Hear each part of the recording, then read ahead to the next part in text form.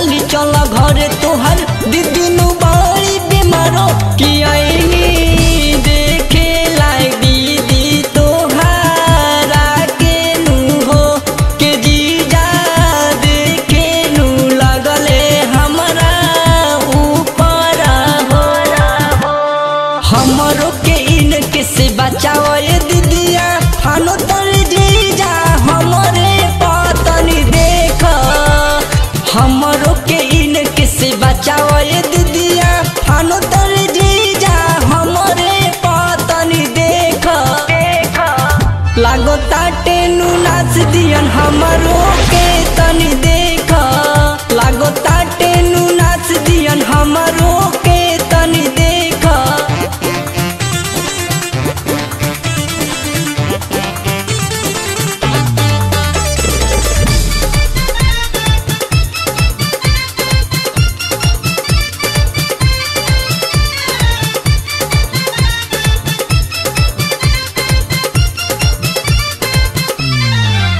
दीदी सुनो हमार बात जीजा को हतारे आज साली छोड़ो ना तोहरा के कबो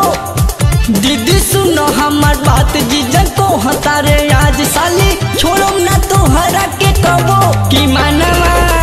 डरता हमारो दीदी इनका से हो कि कहीं धोली हमारे छोटका टिकोरा हो